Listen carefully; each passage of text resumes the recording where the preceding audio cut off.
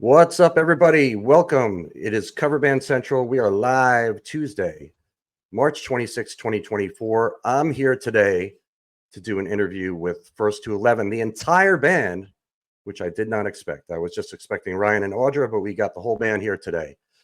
If you don't know First to 11, where have you been? For my money, the biggest cover band out there in the world that's doing anything. They're huge YouTube stars. I call them stars. But let me give you some numbers here. 1.78 million followers on YouTube with 484 videos, most of which are highly produced, well produced, and just quality videos that they put out, like music videos. 220,000 followers on Facebook. Instagram is 143,000. TikTok 364,000. Nobody's doing it better out there. So let's bring this band in here. What's up, guys? Welcome. Hello. We are live. Thanks for being here today and taking the time out. I know you guys are super busy preparing for a tour. You were just doing some videos. You're working harder than anybody else out there. Now, this being Cover Band Central, I'm a huge fan of cover bands. I've been playing in bands for 40 years. When I started, I played in cover bands. And, I was a kid. I was 80s, the late 80s. I was a kid. And I played in a couple cover bands, then played in original bands. And then in the 90s, early 90s, in my area, I was in North New Jersey, cover bands started kind of blowing up. It was the thing, everybody went out to see the cover bands, and I started playing and I just fell in love with the whole thing, the whole idea. I love music. I'm just a big music fan. But then I started Cover Band Central almost 11 years ago now. And one of the reasons was because I feel like going forward, cover bands are going to be like the biggest thing. And that's what I felt like 11 years ago. And now, to me, you guys are proving this. So do you see it the same as it? Because I think like cover bands are the new rock stars, and you guys are leading the charge. Do you feel like the same way about the approach of cover bands and the whole world of it? Yeah, I don't know that everyone's going to agree with me, but we actually just had a meeting with a manager a little while ago, and he manages a lot of really big acts, and they get booked for like corporate events and things like that. And even our town of Erie, we have a lot of big bands that come in for our like big festivals and summertime like kind of outdoor concerts. And a lot of time they're like one-hit wonder bands where it's like, oh yeah, this band is going to be here. It's going to be awesome. And then they play their like hour and 20-minute set, and like the last 5 minutes they play that one song that you recognize. And it's like, Right. Yeah, that was awesome. But like cover bands, if cover bands can have that famous kind of like level where people recognize them from YouTube or Facebook or something like that, then they could go out and play those type of events and then also keep the crowd happy for an hour and a half and not just play that one song that people have heard of. Yeah, you play all the one-hit wonders. Yeah. Not just Right. one. So I don't know if it's going to work out that way, but like I think that's where cover bands probably should end up, instead of everyone booking the one-hit wonders to play like the festivals and the county fairs and things like that. If cover bands can find a way to, kind of weasel our way state in. their claim to the to those type of events, I think it'd be beneficial for everybody. Yeah, I agree. And yeah, people want to hear songs that they know. When people go out to see, especially live shows where people are out with their friends and they're drinking or whatever, they want to dance, they want to sing along, they want to hear songs that they know. And I was remiss here. I didn't introduce everybody, so I should. So we got Audra here, lead singer of First to 11. Ryan playing guitar now, used to play bass, and founder of First to 11. Then we got Sam in the back there, drummer, and we got Trevor playing bass. Now, you guys all play like every instrument, right? Or maybe with the exception of Audra, but I know Audra, you play piano too, Audra, don't you? Yes, a little bit, yeah. Oh, my phone! I should turn the ringer off while I'm live. So we'll get into the whole process of recording, because we talked about it last time, where you guys all pick a song, and you play all the instruments, and then you send it to Audra. Audra does the vocals. But I want to go back to the beginning here, because this inspires me, and it really should inspire everybody out there. Starting young, learning musical instruments, I think it's invaluable for many reasons. You know, for one thing, you're learning a craft that you can use for the rest of your life, whether it's as a hobby or professional. But you're learning to work with other people. You're learning how to learn. You know, there's a lot of value in that. So let's start, Audra. When you first started with Ryan, it was at Rock School Studios, correct? Mhm. Mhm. Did you have any sort of music education in school prior to that? No, not really. Other than just like your basic music class. And the biggest problem for me, especially in Erie, which like changed so much when I joined the rock school, was um, every time I tried to look for like a vocal teacher or anything, they were just like, oh, we don't teach kids under this age. And so nobody would teach me. Like I could not find somebody that would teach me how to sing. Really? Yeah.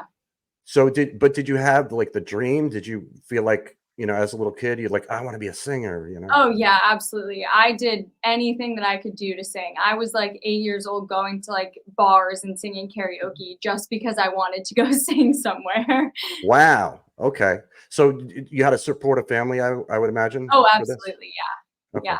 That really helps a lot. You know, my generation, my parents were like, they thought, you know, I'm a bass player, so I started playing bass, and my father thought, you know, a week after he gets to sing, he's going to put it in the closet. Don't, you know, he's not going to, just like any other toy you get as a kid. But I didn't, and you know, I had a good music education from the beginning. I took music theory in high school, and I had private lessons, and I played with a band, so I had it. But you know, my parents weren't musicians, and they were just like, yeah, we'll let them do it, but whatever. So they weren't like really incredibly supportive, but they let me do it. But it's good. I mean, it's got to help, right? Oh yeah, I think my parents were also have no musical talent at all, but they were like, we need to find her somebody who does. And that's when they found Ryan. Right, And that's kind of like how it all happened because they were like, we don't know what to do with you, but we can find somebody who will. right. And so I just watched the Talk Erie interview that you guys did last month, Oh, and and, nice. and I learned some new things in there that I didn't know. But you had Ryan. You said you had another singer in the beginning, but you kind of had Audra waiting in the wings, and you know when this other singer was going to quit, then you were going to pull Audra in. Were you aware of this, Audra? Did you? Were you like no? I Okay, had no idea. I had applied for the rock school and like knew that like I'd met Ryan. I knew that he knew who I was and stuff, but he was just like, "Oh, we're just like waiting to find you band," but I didn't know that it was this band. okay. And at that time, it was called First to 11. It was was that the No, it It was was called called M4 M4. back then. Yeah. okay? So when did the whole First to 11 thing start? Was that when Audra's in the band? And It was actually a few years after. It was probably Yeah. right around the time of our YouTube channel. okay, Yeah. Maybe a little bit earlier when we put out like our first original EP as First to 11. We ended up changing the name like right around then.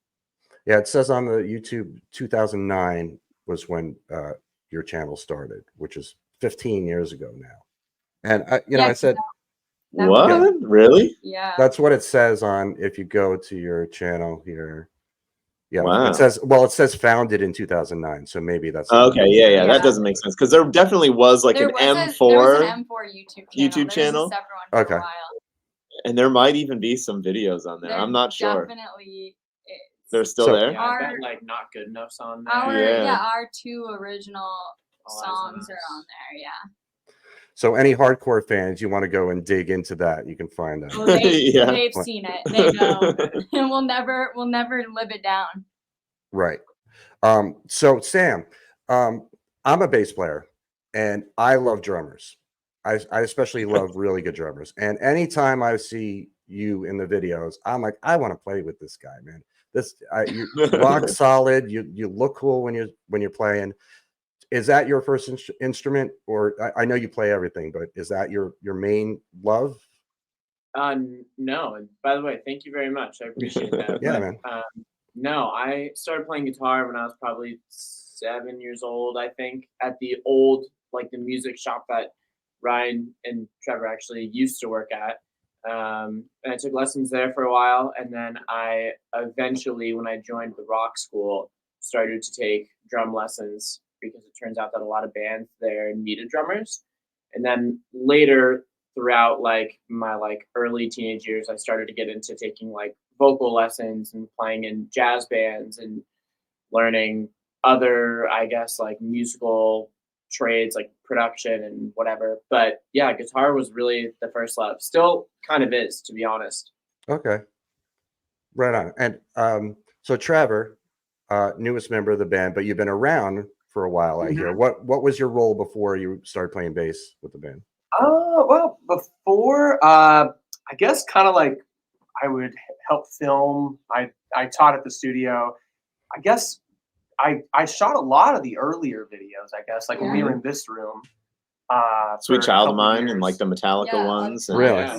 Okay. Yeah, he was like our first Yeah. like dedicated filmer. Trevor also though has been here since the very beginning. Like Oh yeah, he was teaching other bands at Yeah. the same At time. my first show, he sang Oh, a song true. Yeah. with, Oh my with gosh. M4, which is Yeah. crazy to think about. Yeah. So All I right. guess I've been lurking. Right. Yeah. And are you psyched now to be like on camera and being Yeah, it's amazing. I mean, I like to do anything that has to do with this. I think it's still really fun to be even behind the scenes and working, with the whole process of making videos. But it's definitely really fun to play too. Sure. So And you're playing I'm bass happy too.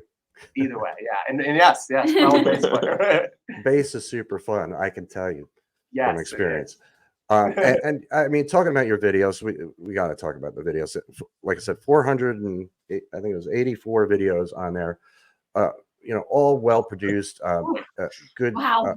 Yeah, and maybe not every single one of those is because that's going back to your earlier days too. Pretty It's gonna close be- to every it's single one. probably- Yeah. I Yeah, would say maybe 10 less than that or something. yeah.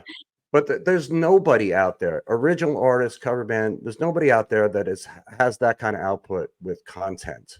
Nobody. I mean, you guys are way ahead of everybody else. And you were talking about in the Talk Erie thing about you're staying ahead. You have, recordings and videos in the can a few weeks or maybe longer ahead of time. Months. Months, really. And Yeah. I mean, that's the lesson there is it's a tremendous work ethic. You always want to plan ahead. Like anybody in entertainment, that's what they do. Like for TV shows, for movies, they're well ahead of schedule. Yeah. So are you taking from that, or is it just the way you naturally operate? Well, it's kind of just, trying to make it a business as much as possible and like really systematizing everything. So we work backwards from, all right, it comes out this day, so we need to have it uploaded by this day. We need to have the video shot by this day. The mix needs to be back by, and we just work backwards and make sure that we're on schedule. But honestly, we're so far ahead now that it's like we can mess up a lot. Yeah.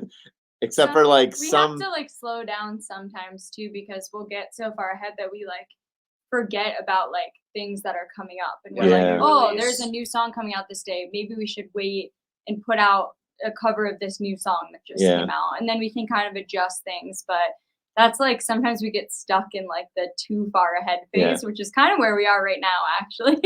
Right. It's a good problem to have, though. It is. Because it's easily fixable. So you're really kind of staying on top of the pulse of what's going on in the music industry and in popular culture, I would imagine. we're taking like cues. We're not exactly like doing what we used to do. We used to only do top 40 releases like as Right. soon as they came out, because we wanted to be the first band on YouTube that did a cover Do of the a song, big song. So lately though we've been kind of just doing whatever we want because it doesn't seem like there's been any like big massive hit songs that you No. feel like you have to do. But there's some stuff coming up like Taylor Swift's new album and some stuff like that we're probably gonna have to make some space for those sort of songs. Have you done Taylor Swift songs already? Yes. Oh, we've done Couple, yeah, yeah. we've done a couple. You have. Okay. I apologize. I haven't watched every 484. Well, you have. videos. I don't blame Come you. on. I thought you were a fan. But I do see, Thursdays you guys put out a new video. I think you said it's at noon, which is probably Eastern time. But I see it, it comes to top of my feed every Thursday. I see your new video and I watch it every week. and I love it. The production value just alone is just fantastic, and it's really kind of the same as it was last time I talked to you, Ryan, which was 3 or 4 years ago. So it seems like you have a system, it works, you just keep doing that, and you're not going to mess with it. Yeah, Yeah, if yeah. there's one thing I've learned being around just all of us for my entire life, basically at this point, we are creatures of habit. Like we Very find true. what we like and what seems to be successful, and we're very good at replicating it. I'd actually say maybe one of our biggest strengths is not necessarily biting off more than we can chew, but very slowly and consistently upping our production, yeah. upping our whatever to a very like realistic and attainable level, which I think perhaps is something that I don't know can kind of hurt people if they're not careful, if they move a little too quickly with those things. Hmm. But I think we're very, very good at that. Yeah, I mean, Yeah. it really is good to get into a groove with something. If it works, great. If it ain't broke. Um, but so let's talk about songs. I mean, your song selection. I know you take requests from fans or suggestions from fans on your website. There's a little form people can fill out if they go. And let me put up the thing there because I made it for this. First211.com is where you can see everything for this band. You can connect to all their socials and stuff, and you can see their upcoming tour dates, which we'll talk about too. But there's a little forum there. You can suggest a song if you want to hear these guys do it. But other than that, what is your process for picking songs? It's changed over the Yeah, years. it Yeah. changes like all the time. I mean, like Ryan was saying, we used to do only top 40 songs, and that was when we were doing only one cover a month. And then when we started, doing a cover a week, we at first were really careful about the songs we picked. But now since we've done so many, it's kind of like we can use other songs that we've done and see how they did on the channel, and then do other songs that are similar to that. And then sometimes we have weeks where we're just like, well, we've never done a song like this before, so let's just try it, Yeah. which we did recently with Uptown Girl and I'm Still Standing. We did both of those, and we've never really done a song like that before. And so sometimes we just kind of sprinkle things in there to try. Sometimes we still sprinkle in like top 40 stuff.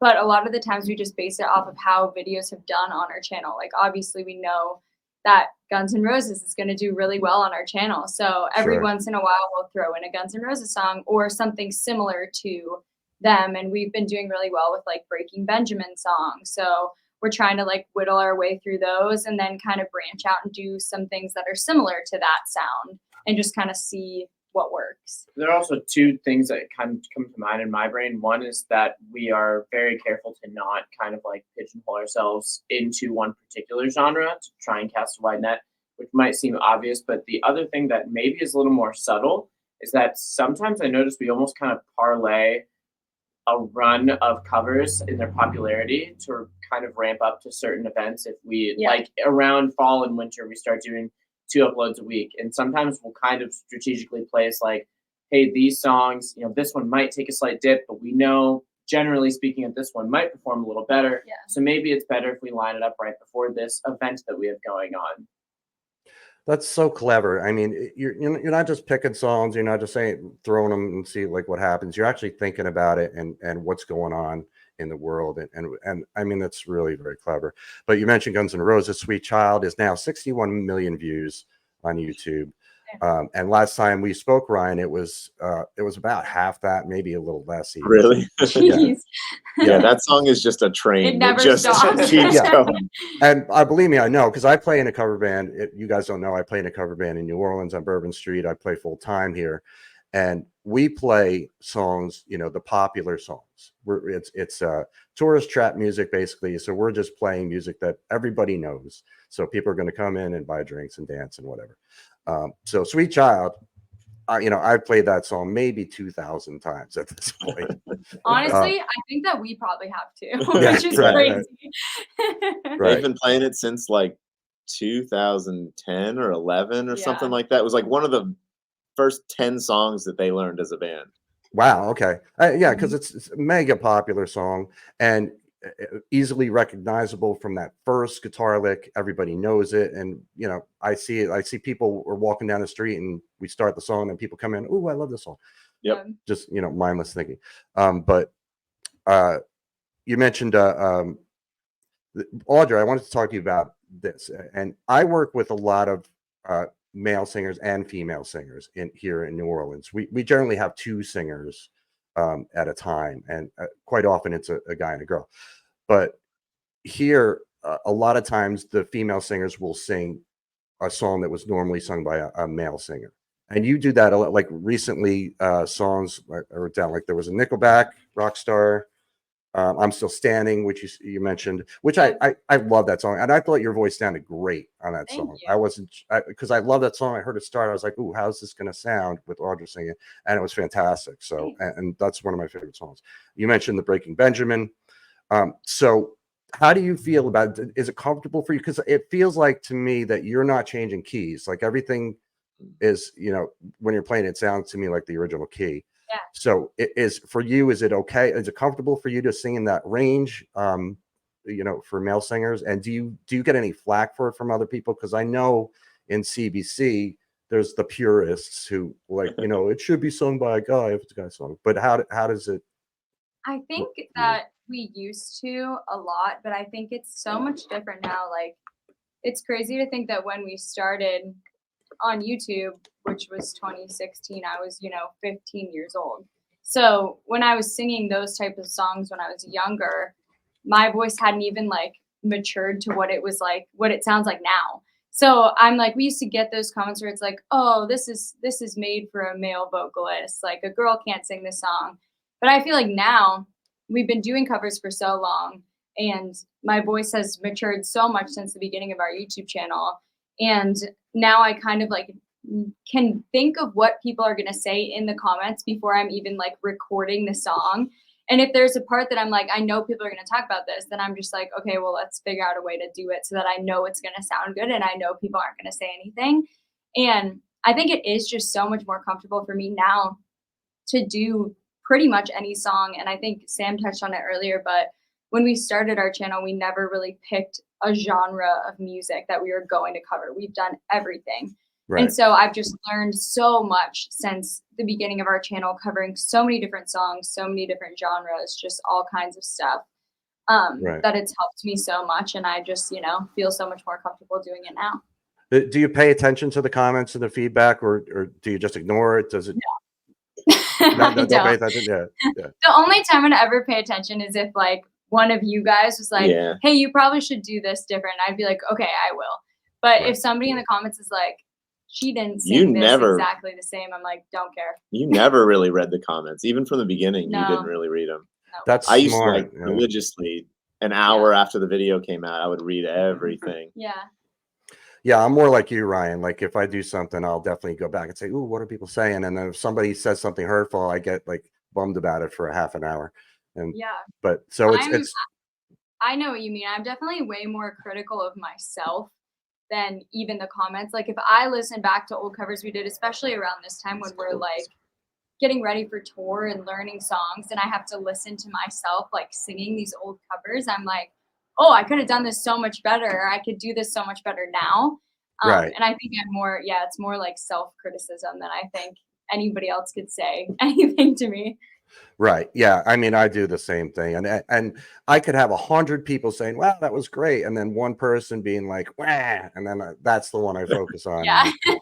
What was that one? I feel like maybe a few of us talked about it. Somebody made like some post on like, I don't know, Facebook or something that was like, the only people that are going to leave a negative comment are, what was it? Like, I feel like Ryan, you saw it. It was like the only people who are going to comment something negative are people who like wouldn't have had the guts to actually post it or something. Do you know what I'm talking about? There's like some viral like thing that was going around that was there's like, a lot of stuff that says like, you know, no one will ever try and tear you down unless they're not doing as good as you are or something like that. I almost feel like it was specific to like being like making content of something like, you know. Oh, I do remember what you're talking about, but I don't recall what it is. There's some really powerful like thing. It was like anybody who comments saying like, you know, any sort of like legitimate criticism usually has not actually posted anything Yeah. themselves for any Yeah. sort of Yeah. critique. Oh, yeah. What I've seen is something that maybe even simpler than that is that happy people don't put other people down. 100%. Yeah. Yeah. Yeah, true. You But I know? do love some of the comments. Like I used to have a I folder do on my like phone. sometimes They I were like all to like the read them. hilarious ones. And one of my favorite negative comments called us I know. called us backup dancers. They were like, it's Audra and her backup dancers. That's funny. I was like, that's perfect. There's some really funny comments, I won't lie. Like at the beginning of the video, I'll like right when we put out a video every Thursday, I'll scroll through the comments like for the first like 5 minutes, and then like I check and see how the video is doing, because after a half an hour of it being posted, you can see the analytics. And so I'll like scroll through the comments again after half an hour and read like the very first ones, but that's about it. Right, right. Yeah, you don't need to be spending time doing that. Don't worry about any of the other things. Do your thing. But yeah, more about song selection too. And one of the things that I think is great about you guys, and I kind of touched on it before, is you're picking songs that people know and people want to hear, songs that were hits, you know, at their time in their day, whether it was a AOR rock song or a pop hit. And so you're not like there's a lot of cover bands that are out there that say like, I'm not going to play Sweet Child, I'm not going to play Sweet Home Alabama.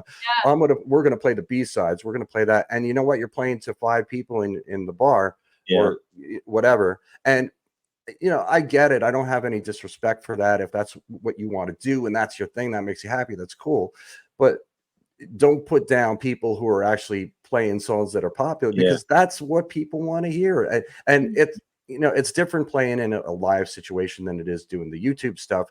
But still, the YouTube stuff, it makes sense to play songs that people know and people want to hear, because you search, if you go and search for Sweet Child of Mine on YouTube, first 11 is going to pop up. It's not just going to be Guns N' Roses. It's going to be anybody else that did a cover or whatever.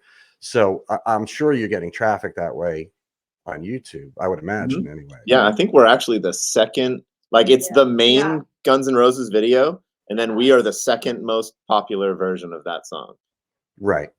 Yeah, and that's got to be the case for a lot of these songs that you do. Yeah, I would imagine. But there's a time and a place for those kind of songs. We actually do a thing on YouTube where when it's like my birthday or Audra's birthday, oh, I pointed the wrong way, Audra's birthday, then we'll do like we give each other like free reign. Anything you want to do on your birthday, No matter we'll put what it out. song, Yeah. No matter what artist, like it could be any cover, it could be the least popular song ever, and we're still gonna do it. Yeah. So Sam did like a Filter song on his birthday, and that's a song that like him and I are both like super into that band, but we know that it wouldn't do well on the channel. And then sometimes you get the opposite. Like this year, Sam did the iCarly theme song, and people loved it. Like it's just like there's so many like things. Sometimes we find like these, like last year or 2 years ago, I guess, for my birthday, I did a country song, and like people loved it. And then there was just like this whole other avenue of like songs that we were like, oh, maybe we should like try covering some of these. So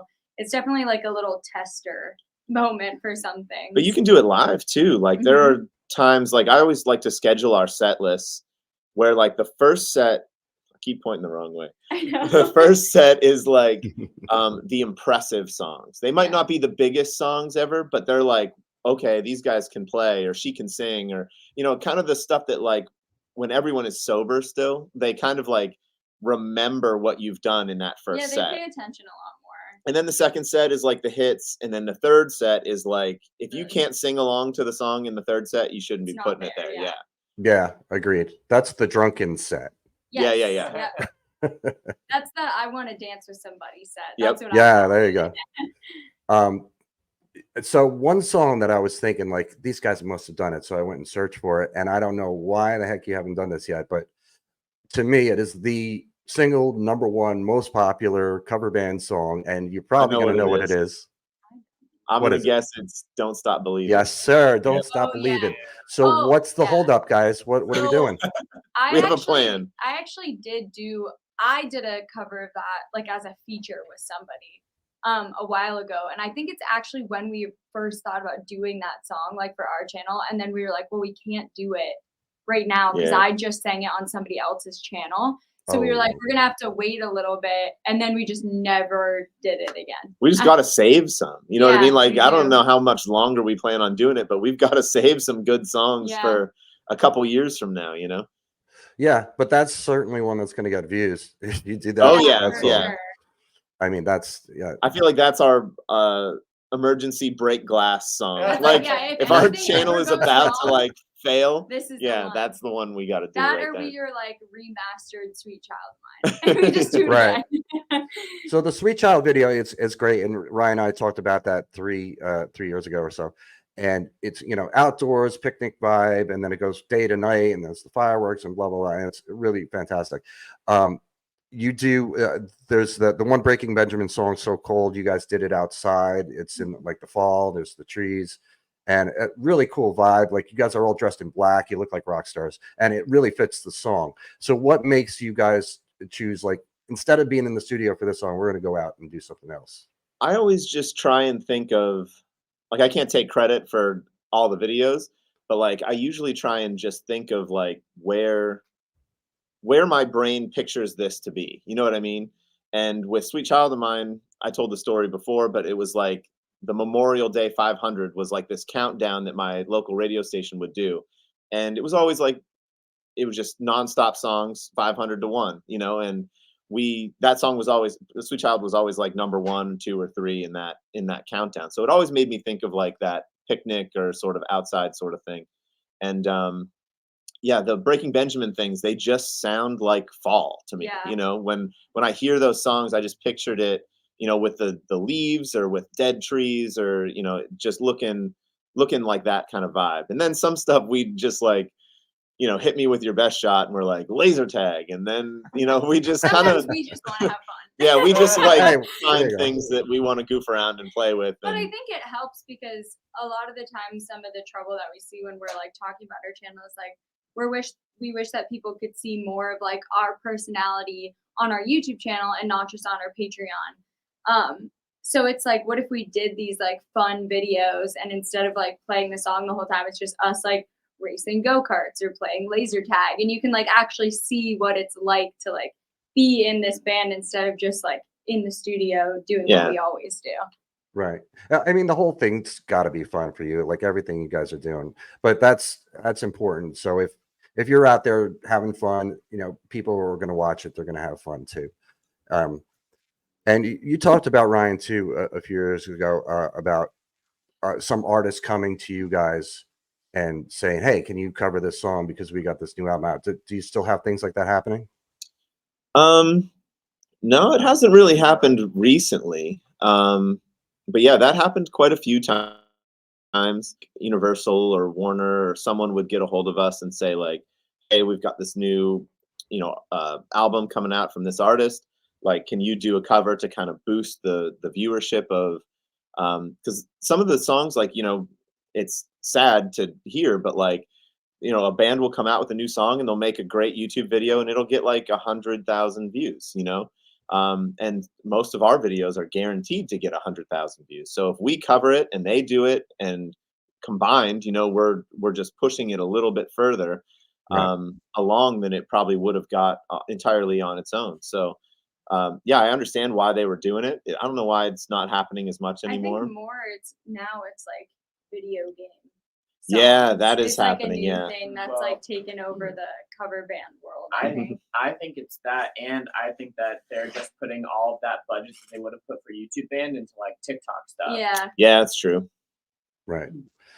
Yeah. Speaking of TikTok, like you guys are on all these platforms. You're on TikTok, YouTube, Instagram, and Facebook, and Twitter, and everything else, or X, whatever. But those are the main ones. So from a business standpoint, for anybody that's in a cover band or musician out there that's watching this and is trying to learn, which I really want people to do, learn from you guys, because a lot of the demographic for CBC is the Gen X generation. It really kind of varies, but the major part is that generation who are kind of set in their ways, and they're not trying to get any better. But there's a handful out there that do want to learn, and from you guys is the way to go to me. So are you monetizing everything? Is like on all those 4 channels? Is mainly YouTube and Spotify. Okay. Instagram doesn't have a very good like payout. I mean, you can make money on Instagram. You can make money on Facebook. We make a little bit, but we just don't have the the massive kind of like rolling amount of videos that we have on YouTube on any other platform. Yeah. So we're relatively even kind of new on those platforms. We might have 100 videos or something like that on there, but on YouTube we just Yeah, have nothing like 4 YouTube, times yeah. as much. But yeah, you've got to reshoot everything and crop it and make it, a new kind of thing. It's something that we are definitely going to explore, and there's definitely some promise there. TikTok is the best one though. Like I told you about my son, and he's got a really big following on TikTok, and the monetization there is very similar to YouTube. So if you can blow up on TikTok, you can get a solid payout from that platform. And I'm starting to see like there was kind of like no bands coming up after us. When we started doing YouTube, I was like, where are the new bands coming up on YouTube? But there are a few popping up on TikTok and Instagram and stuff now that I'm like, all right, there they are. So it seems like some people are kind of figuring it out. So there's like a younger band called Burn the Jukebox that Okay. I've noticed has gotten like almost 1 million followers on Instagram and TikTok. So I'm assuming that they're doing pretty well. So on YouTube, is there anybody else out there that's, because you guys are the biggest, there's no doubt about it, but is there anybody We else are out there not the that biggest. you're We not? are not the biggest. So No. who's the biggest? Boyce Avenue is probably the biggest one. They've been doing it since like 2009. So they've got like 6-7 years on us. Okay. And then Kurt Hugo Schneider, who's a friend of ours, has been doing it for a long time, but now has kind of switched, and either he doesn't do anything anymore or he's doing stuff on TikTok mainly.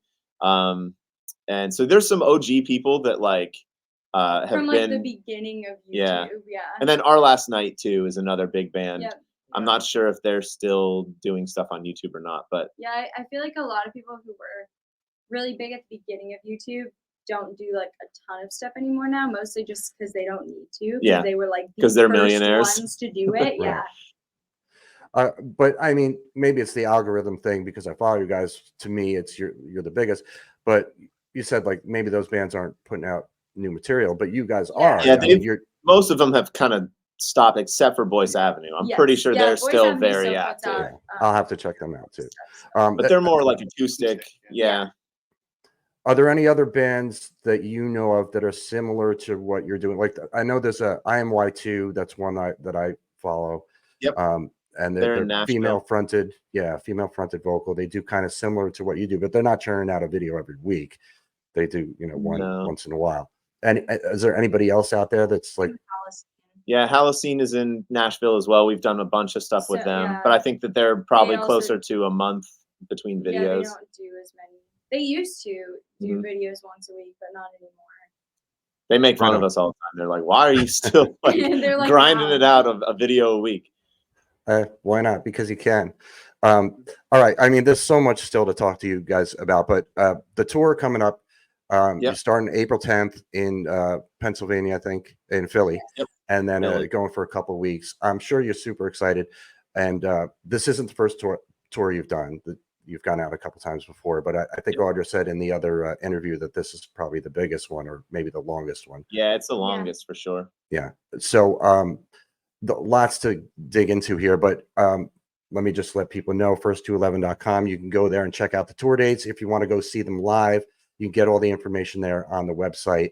And if they're in your area, or if you want to travel a little bit, go see them. They're hitting the Northeast and some of the Midwest. And coming down as far as south as Virginia and North Carolina, I think I saw them there. So yeah, so you're going to be driving around. Are you? Do you have a bus? You got a van with a trailer? What are you doing? Van, hopefully not with a trailer if we can help it. We try. Are you doing? Are you using live amps and everything, or are you doing in-ears, quiet stage? Yep. Yeah, all in-ears. So we have our own like touring rack that has our monitor mixer and a splitter snake and all our wireless units and playback tracks and stuff like that. 2 MacBook laptops in Ableton that run our tracks. And yeah, we try and keep it as compact as possible. Like we have all toured with big amps and done that whole thing, and we're all about like efficiency now. So we're gonna try and get all of, well, I think there's 5 of us, 6 of us. I don't know how many people are I going. need to know. It's just us four with. It's just us four with Brooke. And then Yeah. Well, we don't know if Jeff is coming or not, but we're basically either 5 or 6 people. Yeah. So we took out all the back seats of the van, and we're sharing drum kits, we're sharing a PA, we're sharing monitors, we're trying to make it as compact as possible. I'm only taking 2 guitars, Trevor's only taking 2 basses. Like we're definitely as efficient as we can be. That's smart, and that's the way to go. I went to see Jeff Tate the other night, who is the singer for Queensryche. He just played at House of Blues here in New Orleans, and I'm a big fan of the music. And I got there, and I'm, the band comes on. I'm like digging the music, and then it took me like 2 or 3 songs, and I'm looking on stage. It's like there's no amps on stage. That drummer's got an E kit. They're all using in-ears, but it sounds full, Perfect, large, crystal clear. Like you could hear every single instrument without any like overdrive or anything. It's just beautiful sound. And I did put up a post about it the other day in CBC, and of course you get the purists who were like, oh, that sounds horrible. But no, and nobody in that audience knows or cares. no, yeah. sure. Like, you know what's fascinating is like I feel like you have to maybe consider also what audience is going to be there. Like if you're Bad Omens, people might be like an electric. I mean, I don't know, maybe not. But I feel like at that show, there may be a higher chance. But I feel like if you're coming to see like a cover band or something, it's like 0% of people are going to notice. But I think there's a time and a place too. Like if you want to do, covers or originals, don't try and integrate your covers with your originals, and don't try and do all that sort of stuff. And I think it's like, you want to tour with big amps, then tour with big amps and do it old school, and then you're probably going to get fans that show up wanting to see that. You know what I mean? Like I just went and saw Joe Bonamassa, and like his whole amp land, it was like a mini city of amps and stuff that he had. If he showed up DI, yeah, but people that's would throw a fit. Yeah, that's his audience. They want to see that. They want to see him with the vintage guitars. Yeah. And he even said that, when I was talking to him, he was like, I have to do this. I am that guy. I'm the vintage guitar guy. He's Right. like, You if I imagine just like making yourself get that guy and just never being able to stop. Like it's just like, oh my His god. insurance guy must hate him. yeah. Yeah, right. He was pointing at his dumbbells. And he's like, that's a house, that's a house, that's a house. Yeah. And I was like, whoa. But then you got the guys too that bring the empty shells out with just the Marshall cabin, make it look like you don't want to do that. That's trying to be covers and originals at the same time. Right, If you're gonna be that guy, be that guy. right. But just for appearances, I guess that's what they want to do. But it's definitely not necessary anymore these days. Technology has brought us so far with this, and it's and it certainly makes it easier for traveling. Like for you guys, you're going to be driving all over the place. You don't want to have to be hauling a trailer. It could cost more in gas. It's just more of a pain in the ass to load in and load out. All of that stuff. I don't even want to hit my own pedals anymore. So I'm trying to figure out a way to MIDI automate the changes within the song, so I don't even have to like be anywhere near my pedal board. Yeah. Because as a bass player, I was a bass player most of the time in this band. I never had to step on anything. So I'm relatively new to like changing from clean to dirty and all that sort of stuff. So I just kind of don't want to do it. And thankfully, technology is there to pat my back. Right. So do you have like Sam, are you listening to a click track in your in-ears? Yep. We all actually have of us, ears. yeah. And we You can all have the like, clicks? adjust our own levels, do our own ears on our phones. That's great. Yeah, I love using in-ears when I'm playing live. It sounds so much better. Again, clearer. I can hear everything. It's not killing my ears. That's cool. So songs. I mean, you have so many songs to pick from. How are you going about whittling it down to what you want to play live? This time it was I just didn't want to do it. So I just pointed at Audra and I was like, what do you want to do on tour? I think it is definitely more difficult the more that we go on tour, because when we play like our 4-hour cover band sets, we're always playing the same songs. Right. But when we do a tour every year and we're going to the same places, we need to switch it up a little bit. So there's songs that we've done in the past like 2 years, I would say pretty much, that I was like, okay, what songs did people really like to hear on our channel?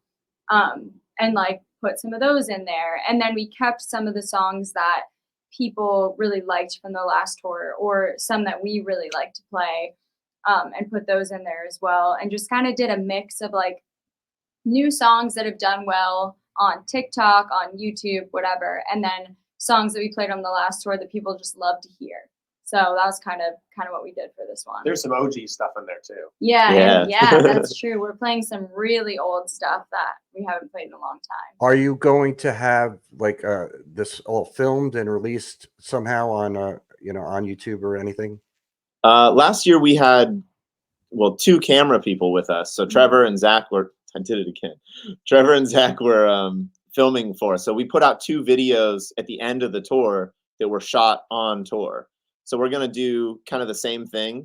But I think this time we're going to put a little bit more like backstage kind of B-roll, like goofing around sort of stuff in with those performance videos. That's good. That's smart. People will definitely like that. Getting a little behind the scenes of the band, that always works well. Very cool. I'm excited for you guys, and I wish I could come up there and see you play, but you're going to have to come down to New Orleans. We'll get down there eventually. I think the next place, that's one place I've never been that I like would really love to go. Like, there's not that many places that we haven't toured in, but that's one of them. Right. First 11's never been California, Texas, Florida. Yeah. We haven't done any of the like southern stuff. Nice weather. Yeah. Which we totally need to. Yeah. Right. Yeah. I've never been to Erie, so there you go. Come for the eclipse. Yeah. Oh, Don't yeah. though. Erie Is it coming? Is it coming destination, through? Yeah, we're no, like prime it's like viewing. there's Yeah. so many people coming here for that. Oh wow, that's cool. Yeah, I'm in like the 90% zone here in Louisiana, Yeah. so I'll catch whatever I can of it. I want to talk to you, Ryan, about your son or your kids, Cohen and I have it written down, Quinn. Quinn, yeah. Guitar. Well, Cohen started playing drums, and like you were saying, maybe in the other interview, he started super young, and then he's playing guitar, and your daughter's playing bass. I love this for so many reasons. Every time you put out the reels with your kids, I just love watching it. And I mean, I gotta applaud you for that. And I really want other people to be inspired by that, is how much you're influencing the younger generation between the school and then your children. It's so important, for kids to start early and learning music. But what I love so much about it is watching you and seeing the joy in your face when you see Cohen playing guitar. I mean, it's palpable, when you're watching that video. Like it's undeniable how much joy you're getting out of this, and how much talent these kids have. Like, and it's coming from Pop. He's like, you're just sharing it with them. But the one, if people don't know, it was a clip of One by Metallica last year, and then it blew up in 48 hours on TikTok. 40 million views in 48 hours, which is insane. Yeah, I've never seen anything be that big, like, ever. And now it's gone to, that was like combined, it was 20 million on TikTok and 20 million on Instagram. Now they're up into like the 50 million on each platform, I'm pretty sure. So that video across platforms is almost 100 million views now.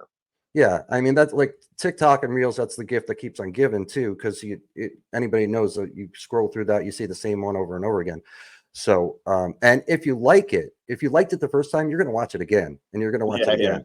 And they're so quick, so it's like it'll loop, and you might watch it 2, 3, or 4 times. So how's your son?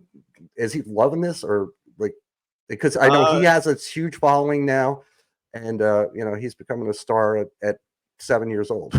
Yeah, he gets recognized the most like when we go to Metallica shows, because a lot of the videos that we do are Metallica songs.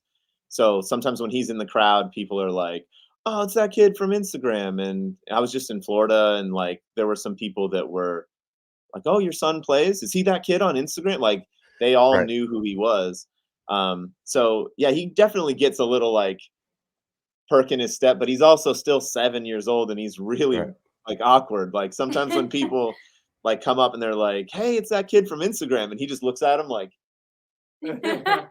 I'm like, you can talk to them. Like, I think that he thinks it's like stranger danger, like Yeah. don't talk to them. But yeah, Right. he's starting to understand it. But he's so, I mean, as a 7-year-old, he doesn't think into the future very far. So he's Right. not like, if I practice a lot now, it'll pay off later. He just thinks about it like, if I do this right now, what do I get right now?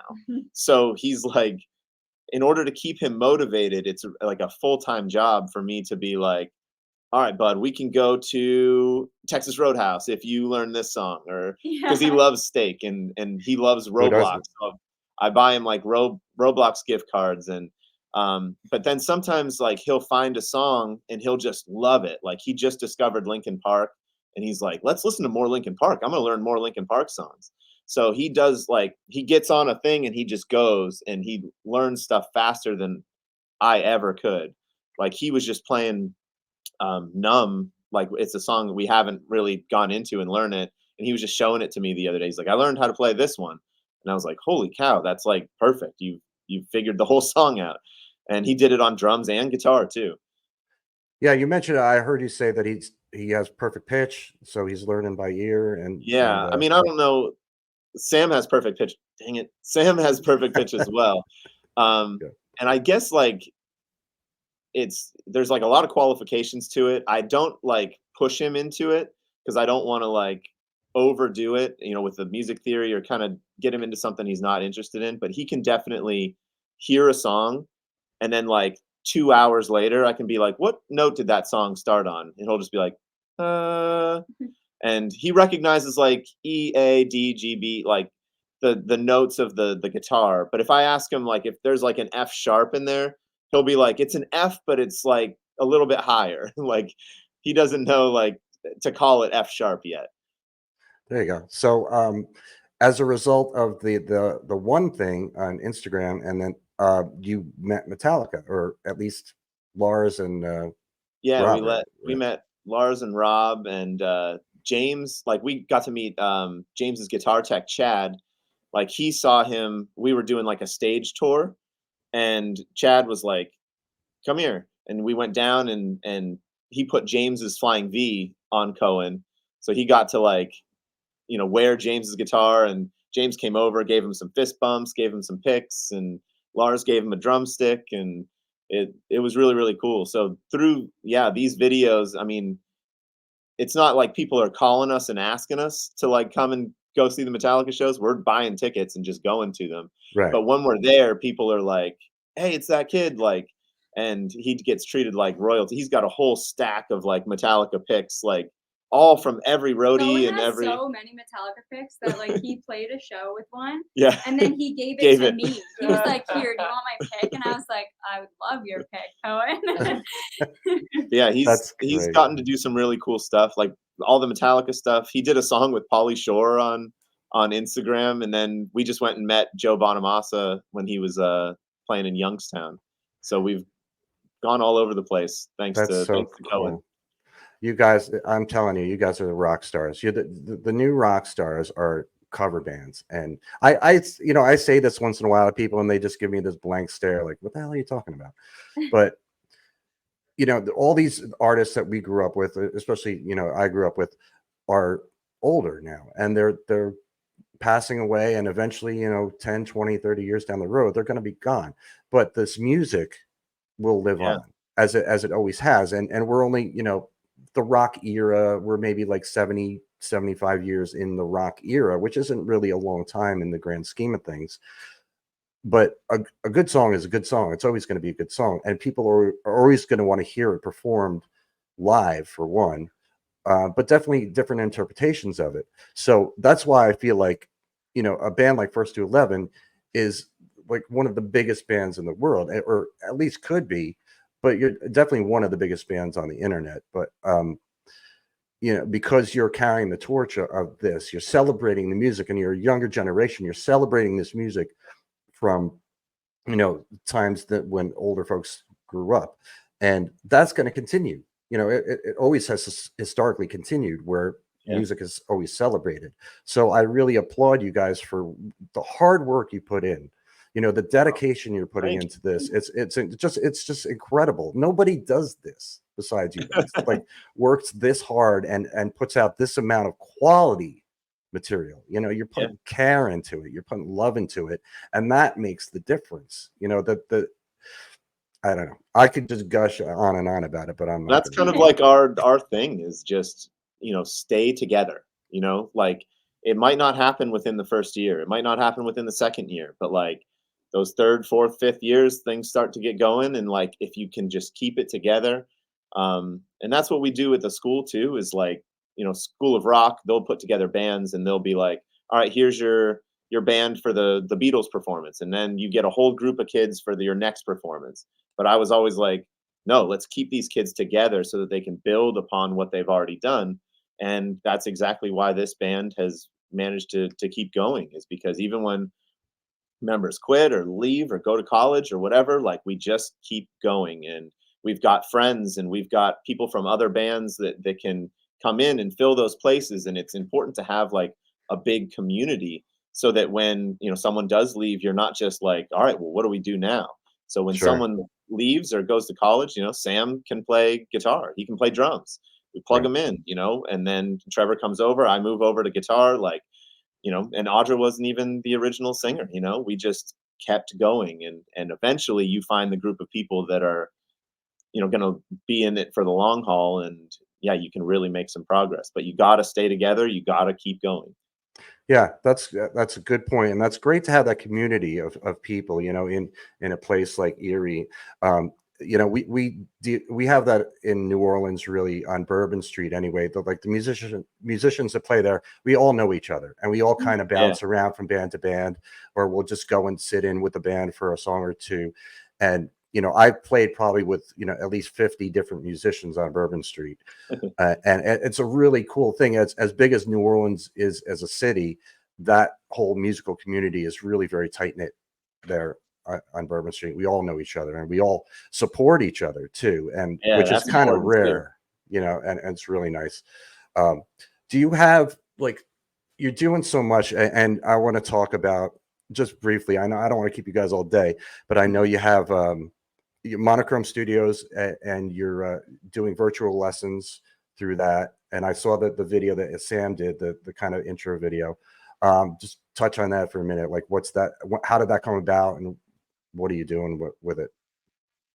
Yeah, that's Sam's thing. Like it was Okay. kind of an idea that I had because we have this audience now with First to 11, and I was like, I would love to teach them how to play, And I think there's a lot of misconceptions about how good you need to be at guitar.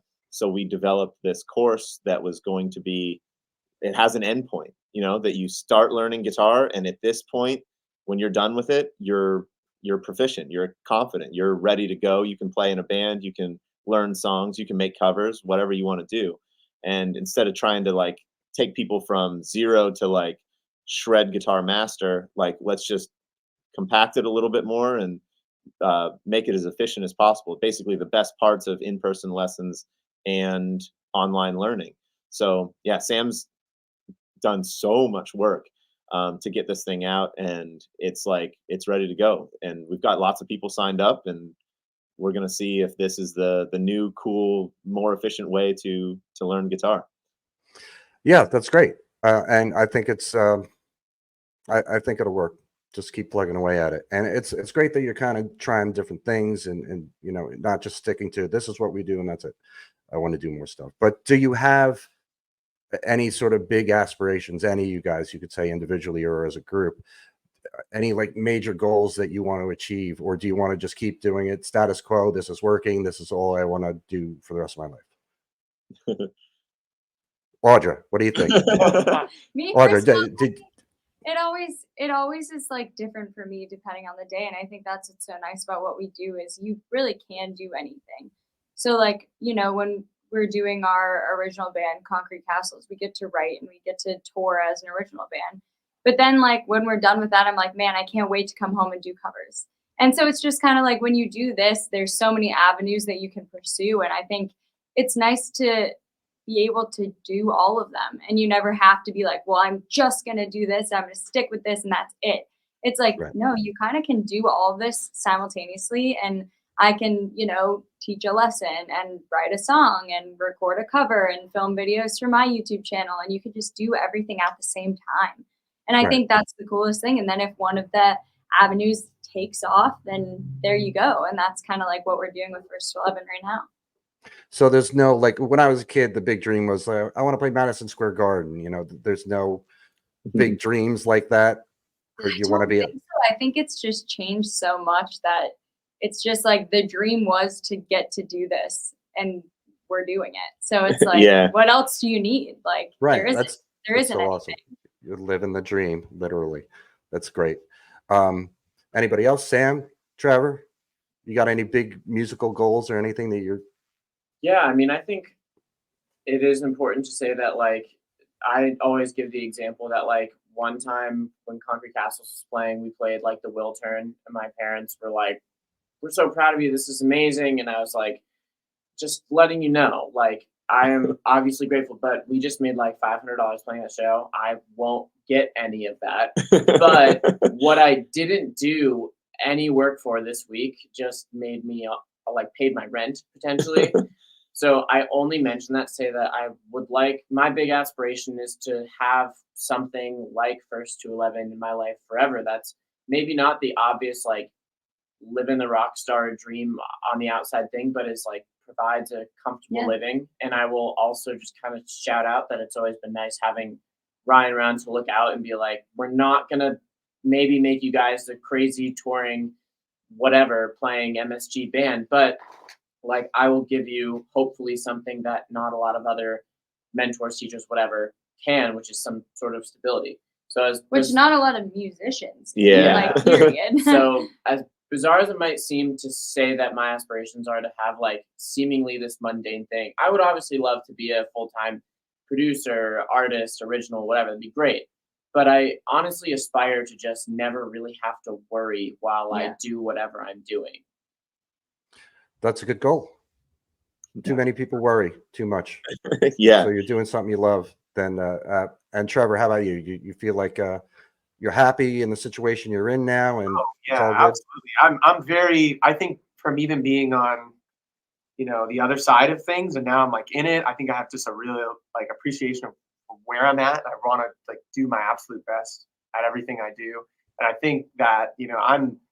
They always say like to surround yourself. You just feel like people that are like better than you, and I feel like I'm in that where I'm like, okay, I gotta claw to like make it's such a an inspiration to like to be here, and I just want to do what I do, and it's Do really the fun. thing. Yeah, we have the most boring answers to this ever. Yeah. No, that's We're all just happy. We're all just doing good. no, Going that's back great though.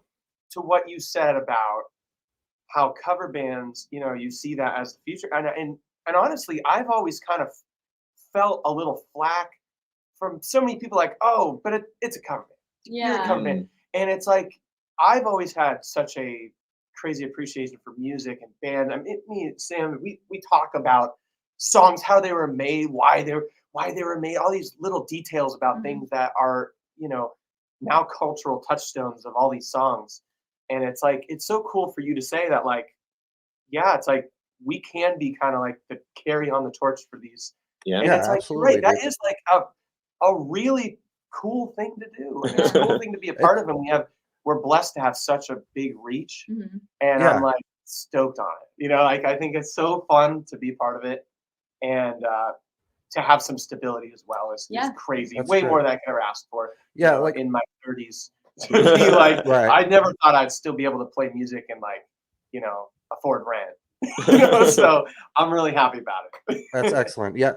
I mean, I felt that way when I started CBC. It was like, well, a lot of musicians consider the cover band artist to be the black sheep of the music family, and I felt the opposite, because I'm not going to go into all my experiences, but I had them very young. Well, I mean, one, for instance, when I was a little kid, I was like 4 or 5 years old, and I lived in this apartment complex, and it was, I was born in 1967. So the Beatles were still, very popular, although at that time, like when I was 4 or 5, they had already broken up. But there was 2 guys that would sit on the porch and they would strum guitar and they would play Beatles songs and sing Beatles songs. And that was kind of like my first exposure to a cover band, you know, even though I didn't know it when I was, you know, 4 or 5 years old. But to me, it's just music. It's a celebration of music. Like if I listen to I'm Still Standing by Elton John or I'm Still Standing by First to 11, I'm going to enjoy it either way. It's a great song, and I'm gonna enjoy the performance. I'm gonna sing along, and I'm just a big fan of music in general. I've been playing music for 40 years as a musician, but first and foremost, I'm a fan of music, and I love. And I've done a couple tours like with original bands, you know, like 10 or 15 years ago, and I went all over the country a bunch of times, and everywhere I went, there was somebody playing covers, whether they were busking on the street or playing solo acoustic in a coffee house or whatever, that everywhere. And I'm like, there's got to be millions and millions of people over the world that do this. When I first started CBC, that's what I thought. And I was like, I want to make these people the rock stars of the future. I want to facilitate this. I want a home for these people. And then, you know, then I discover, you know, bands like you guys. I found you guys, and Audra, you were talking about it in the Talk Erie interview about during COVID, that's when you guys kind of blew up. And that's where I discovered you too. It was during that time. And the first video I saw was a Christmas one. It was Underneath the Tree, I think, the Kelly Clarkson song. All right. Yeah. And that was my first exposure to First to 11. And I saw that video. I'm like, this is fantastic. You know, it's a great song for one.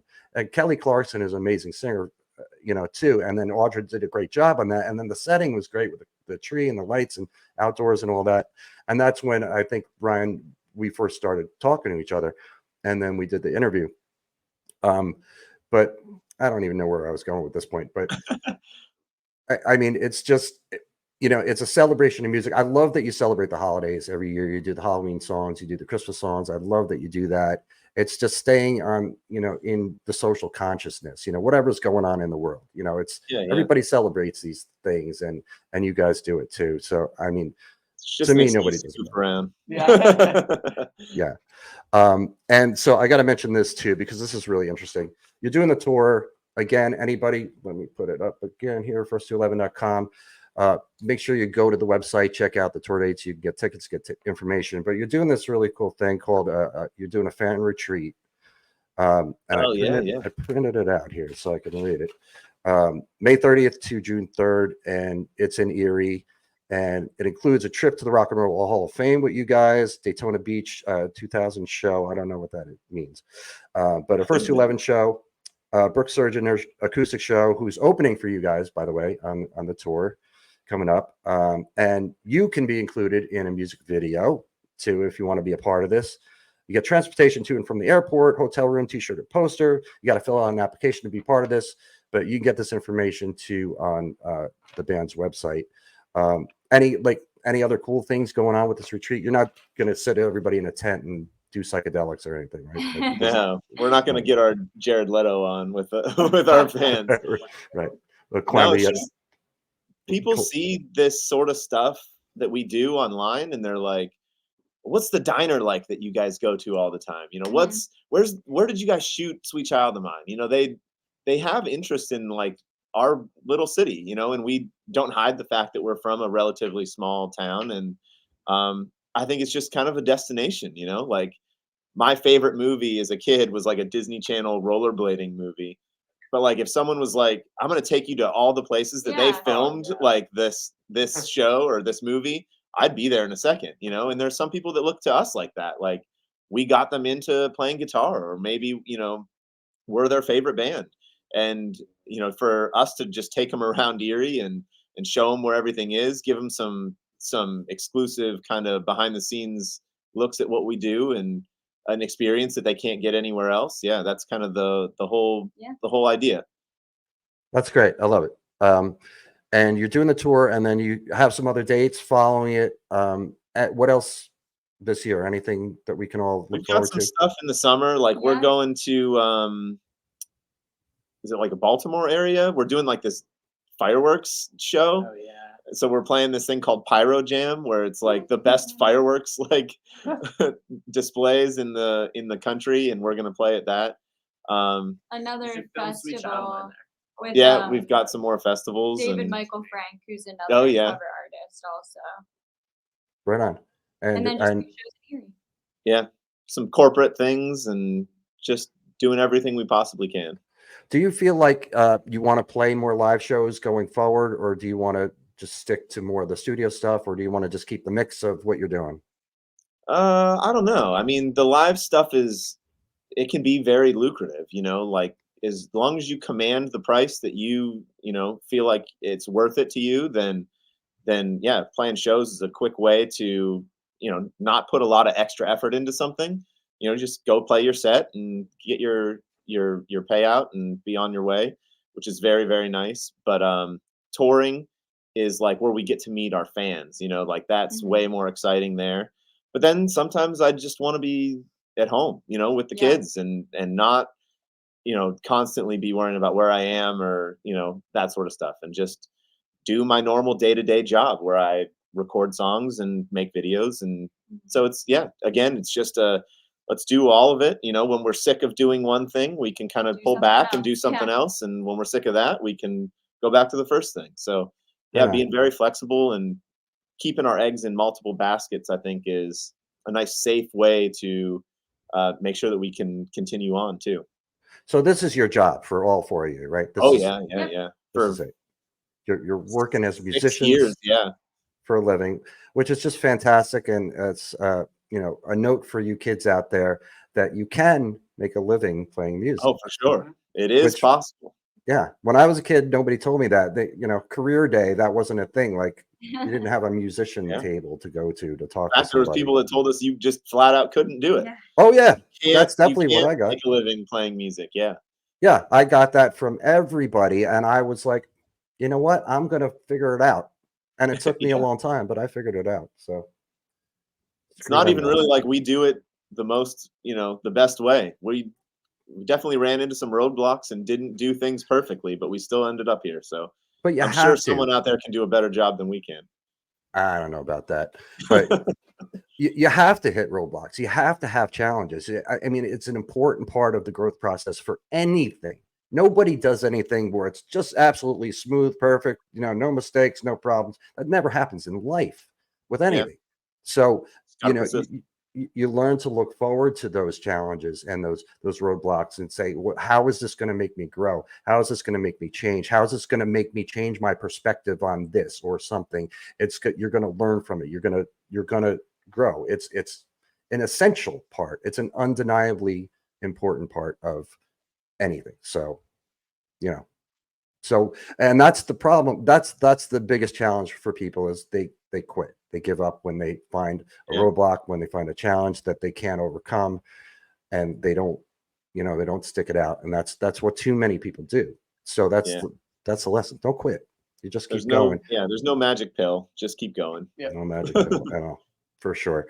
All right. I kept you guys long enough here. First11.com. Everybody go check it out. The band is going on tour in a couple weeks, April 10th through April. I don't know what the date was. 27. Come hang out. There you go. Come hang out. You guys don't have your own shows and you're in one of those cities. Come hang out. I'm going to end the broadcast so you guys can stick around for a second. But go check out these guys. They're fantastic. Follow them on all the socials. And that's it. Thank you guys all for being here today. We'll see you. Thanks for having us.